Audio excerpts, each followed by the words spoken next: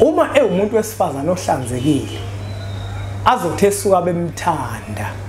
Uma emthanda lo muntu, indoda yakho uma ingathandananga naye, into ezokwenzeka azokuchitha wena, agcine sesala nalesisebenzi esikhona le ekhaya. Ngoba iqhaza ekufana ngabe libanjwa wena alisabanjwa wena, kodwa manje umuntu oselibamba nangu wena usukhohli ukuthi phakathi kwale ekhaya weza wazogana ukuba nemali angakushintshi ukuthi wena umfazi. Asisakwazi ukukhuluma nogogo, khuluma kokusethi nezinto, amafasha abahlosile bathi usokhulu usokhokho bewe. Asisakwazi ukukhuluma nogogo, bungayezithi wewo. Siyakhuleka kunina abakhulu, hayikhona bogogo nomkhulu. Igama umfoka mbanje itsisa simbiza ngonduna kanjaba.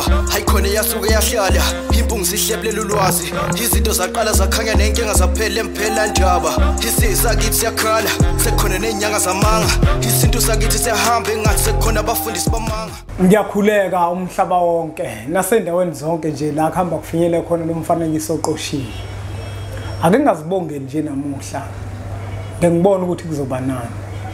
Anginibingelele nonke babukeli bempunga yesintu TV umhlaba wonke nasendaweni zonke nje la kuhamba kufinyele khona lo mfanekiso oqoshiwe. Uma kuukuthi umusha kule channel ibizo lami ngumlekeleli umfoka mbanjwa ngumshana wakaNgcobo omapholobo mashiya amahlangatha azoshumayela. Uyazi bafowethu nodadewethu enkathini namuhla kukhona izinto ezinhle kodwa esezaphenduka zaba zimbi. Yini enza ukuthi into ithi yinhle bese iphenduka ibe yimbi? Abantu othola ukuthi bayayenza leyo nto enhle, uma beyenza lento enhle bese beyisebenzisa kabi emehlweni abantu bese kube ukuthi lento enhle yimbi ngoba bebone laba bayisebenzisa bengayisebenzisi kahle. Ngizokwenza nje isibonelo ngemfundo. Uyabona imfundo yinhle kakhulu imfundo. Kodwa imfundo yimbi imfanayo uma kuzothi umuntu efundile kube ukuthi ufundele ukuphithanelwa yikhanda. Abazungizwa kahle abantu. Kunomuntu othola ukuthi utheme efunda akazange afundiseke. Imfundo iyona nto evele yamshintsha, yamjika ubuyena, uthola ukuthi manje usehambela phezulu, uyaphakama njalo njalo. Bese udideka ukuthi lo muntu kanti yena yini le ayifundile esingayifundanga thina. Uyabona bafowethu nodadewethu, imfundo ngampela iyimfanayo uma kuukuthi izokushintsha indlela owafundiswa ngayo kini. Uma izokususa kwinhlonipho okwazi ukuthi imfundo yakho ayimfanayo impela makunjalo. Ngike ngithukeke mina uma ngibona abesifazane abafundile okanye mangibuka abesifazane abathema befunda bese baba nenhlanhla yokuthi bathola imisebenzi emikhulu nemisebenzi emihle. Babe sebeyithwala imfundo ngeqoma. Athi noma umuntu kufanele ukuthi akagane noma eseganile bese imfundo yakhe kube iyona nto ayibeka phambili nayithwala ngeqoma. Ngivele ngibone ukuthi lo ukufunda kwakhe kwamphithanisa nekhanda. Ngoba ngenkathi ekhula kubo eyakuba imfundo ayinikezwe abazali bakhe akakwazanga ukuthi ayibamba ayigcine. Kodwa uvele wayidedela. Wathatha imfundo le yasezikoleni kwayiyona manje ayithwala kakhulu ngeqoma. Kanti imfundo yasekhaya iyona mfundo ebalekile ngoba iyona mfundo ekwazi ukuthi ikhanda umuntu abe umuntu phakathi kwabantu. Usibona thina sihlonipha kangaka nje, sithoba kangaka nje, abantu sibazisa kangaka nje ingoba sibambe leyo mfundo yasekhaya ekwathiwa mntanami ukuhlonipha kuyazandisa izinsuku zakho zokuphila phansi komthunzi welanga. Uma sabantu sizokwazi ukuthi sibambe leyo mfundo kube iyona esiyithwala ngeqoma ukuthi omunye umuntu uyamhlonipha, omunye umuntu uyamazisa omunye umuntu, sokwazi ukuthi sikhule size sikhokhobe. Kodwa manje ngeke ngithuke mangibona umuntu efundile ikakhulukazi besifazane lento ngeke ngiyibone kubona ningixolele abantu besifazane kodwa ke izithunukale nje ingoba vele inenxeba uma ingenalo inxeba ayithunukali uthola ukuthi umuntu wesifazane ufundile uma efunda uyabona imfundo yakhe iseqophelweni eliphezulu uma imfundo yakhe iseqophelweni eliphezulu athe suku sefuna ukuphatha indoda anganiphela uneholo aliholayo la nyanga zonke mhlawumbe lingaphezulu kwelendoda sefuna ukuyiphatha indoda ayithi ngeke la hayi ngeke la kuthina ngeke kulunge hayi ngeke kulunge umuntu wesifazane udaliwe ukuthi aphathwe indoda uma umuntu wesifazane uganile noma kuthiwa indoda yakho uyibukela phansi kangakanani noma kuthiwa usebenza kahle kangakanani wena kunayo kodwa kuyakuphoqa ukuthi uyithobele indoda yakho kuyakuphoqa ukuthi indoda yakho uyiguqele bayiqinisele ikhanda indoda yiguqele indoda yakho indoda iyaguqelwa indoda iyathotshelwa uma umuntu wesifazane kuyinto leyo edaliwe engeke size siyishintshe uma kodwa sizosebenzisa imfundo ukuphikisa konke lokho okudaliwe kwemvelo kwesintu sethu thina njengabantu abamphisholo hayi imfundo yakho okwazi ukuthi iyimfanayo ikuphithanise nekhanda ayilona usizo kuwena kodwa iwugula uma umuntu wesifazane kuyakuphoqa ukuthi uhloniphe ngokwesintu sethu kuke kuthiwe umuntu wesifazane uhlonipha nala engeke endele khona ihlonipha nala ingeke yendele khona umuntu wesifazane nje wabunjwa ukuthi abe umuntu wesifazane ohloniphayo nolihloniphayo angiphathi ke mase usuganile uma usuganile umuntu wesifazane awugcini ngokuthi uhloniphe indoda yakho kodwa nomhlaba uyawuhlonipha ngoba usuku usumfazi wakwesinye isibongo into eyichilo eyenziwa wena ayigcini ngokuhlaza wena nendoda yakho kodwa ihlaza sonke isibongo sala uganele khona nako okunye okwenziwa abantu abafundile kakhulu uthola ukuthi yebo uyasebenza umuntu wesifazane uma esebenza vele singamthola umuntu ozosiza phakathi kwekhaya kodwa okubalekile ukuthi umuntu ozosiza phakathi kwekhaya alazi iqhaza alibambayo neqhaza angalibamba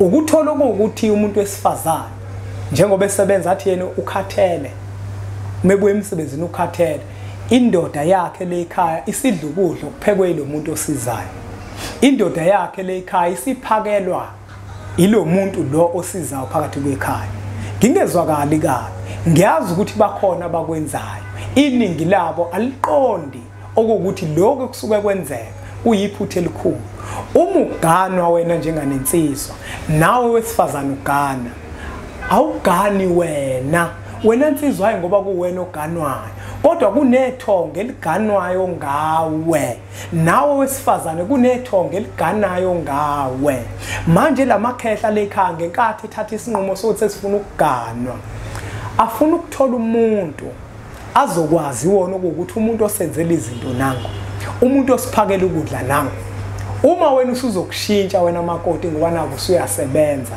sekusebenza wena phela usuyasebenza manje wena awusafuni ukuphakela indoda yakho awusafuni ukuyiphekela indoda yakho into ezokwenzeka amathongo ngenkathi lona wesifazane loke waphakela eloke wenzela into uma umuntu wesifazane ohlanzekile azothi esuka bemthanda uma emthanda lo muntu indoda yakho uma ingathandananga naye into ezokwenzeka azokuchitha wena agcine sesala nalesisebenzi esikhona lekhaya ngoba iqhaza ekufana ngabe libanjwa wena alisabanjwa wena kodwa manje umuntu oselibamba nangu wena usukhohli ukuthi phakathi kwalekhaya weza wazogana ukuba nemali angakushintshi ukuthi wena umfazi ukufunda kwakho nokuba seqopheleni eliphezulu ngokwezemfundo angakushintshi ukuthi wena umfazi uma phakathi kwalekhaya kuhlatshiwe kufanele ukuthi uhambe uye kogeza amathumbu wena kubalekile ukuthi uhambe uye kwahlanza amathumbu hayi ukuthi uzoqasha abantu izinto ezidinga ukuthi zenziwe umakoti phakathi kwekhaya nekuphoqa ukuthi wena njenganomakoti zenze uwena ekufanele ukuthi zenze. Lalelana, kukhona odadewethu abasebancane othola ukuthi basanesifiso sokuqhubeka empilweni, basanesifiso sokuphumelela empilweni. Uboyiqaphela dadewethu lento ukuthi uzothi mawufuna itoho bese ufuna itoho lokosiza abantu abaganene abayindoda nomfazi. Uthi mawufika khona uzobasiza bese iqhaza elibanjwa umakoti phakathi kwekhaya kube ukuthi wena uzolibamba, wena usuphekela manje umkhwenyana lekhaya, wena usumgoqela manje, wena omenzela konke. Ukhumbula ukuthi ngithe ngenkathi lo wesifazane egana uzogana amakhehla lekhaya, lona wesilisa oganwayo akuganwa yena kodwa kuganwa amakhehla lekhaya. Into ezokwenzeka kuwena ntombazane yakithi okanye kuwena dadewethu ngenkathi ubasiza labo usubamba iqhaza lomfazi phakathi kwekhaya, into ezokwenzeka ithongo lalekhaya lizokuthanda. Uma likuthanda ithongo lalekhaya bese liyakubamba lifuna ukugcina ngoba wena usubamba iqhaza lomfazi walekhaya, wena usuluphakela ithongo, wena ucabanga ukuthi uphakela le ndoda kanti hayi ngoba uphakela le ndoda uphakela ithongo lalekhaya bese liyakubamba. Uwafaka ama-CV, uya-applya, awuqashwa. Kanti yini na yile thongo lalekhaya selifuna ukuzigcinela wena, selifuna ukuthi uhlale lekhaya uqhubeke ubambe leqhaza lomfazi walekhaya ahlulekile ukuthi alibambe. Kuyingozi kakhulu bodadewethu, niboyiqaphela leyo nto noma uthola itoho elifana nalelo kodwa fika nombono ukuthi ubaba walekhaya ngiyacela ukuthi angaphakelwa yimina, ubaba walekhaya ngiyacela ukuthi angenzelwa yimina izinto ekufana ngabe zenziwa umama walekhaya. Lento ibuke kanje, ngizokwenzela umfanekiso. Uma unengane wabusuqasha umuntu ozokulekelela kugadela ingane, lo muntu lengane uhlala nayo uyena oyiphakela, uyayifunza, uyinikeza uthando yonke leyo nto. Lengane le igcina wena ingasakwazi, umuntu ehlala kuyena, ibambelele kuyena, ikholele kuyena, ithi noma ikhala uthi uyazama ukuyithulisa ayithuli kuwena. Kodwa lo muntu omqashile uneni uthi nje angayithatha ivele ithuli ingane. Yina igazi lakhe negazi la ingane kusuke sekuxhumene sekwazana. Ngenkathi ke nawo zosiza phakathi kwekhaya usubamba iqhaza kufana ngabe libanjwa umfazi endodeni, ithongo lele limembede nalo ligcine manje seliba nothando, selixhumana nalethongo lakho, selijabula ukuthi lo muntu lona indlela senzela ngayo usenzela ngendlela esigculisayo. Ugcine manje wena usubambeka, inqubekela phambili ayisekho empilweni yakho. Kanti amathonga lekhaya iwona sekubambile. Yigwemenike leyo nto bodadewethu ukuthi ngempela uma nisafisa ukuphumelela musana ukuya kobamba amaqhaza kufana ngababanjwa abafazi kubayeni babo. Ungakwenza okunye ngoba phela itoho umsebenzi. Kodwa kufanele ukuthi nawe wazi ukuthi wena uqala la ugcina la. Njengoba ngisho nje ngithi uma ngikwenzela isibonelo sengane, ingane ehlala noneni, unina wayo igcina ingasamazi unina wayo ngoba umuntu oyinika uthando lengane noyinika imfudumalo nango yilo nohlala nayo oyigadayo. Kodwa wena nina awukwenzi lokho. Mina ngeke ngisho ngithi abantu besifazane noma kuthiwa uyasebenza awukusenza isiqiniseko sokuthi uma uganile, ngizokhuluma kakhulu ngabantu abaganile ngoba ibona abanegunya lokuthi bazala abantwana. Uma usuzela umntwana awusenze isiqiniseko sokuthi ingane yakho kungenani ukuhlanganise noma unyaka owodwa uhleli nayo incela ibele kuwena.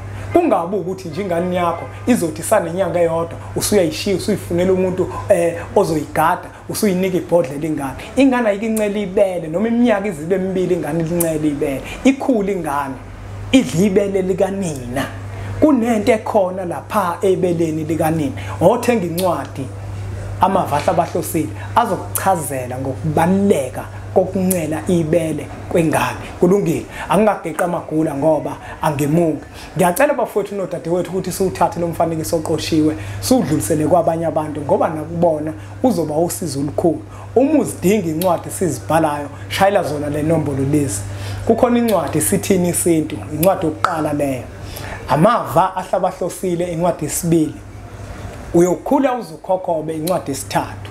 indlela yesintu incwadi yesine leyo.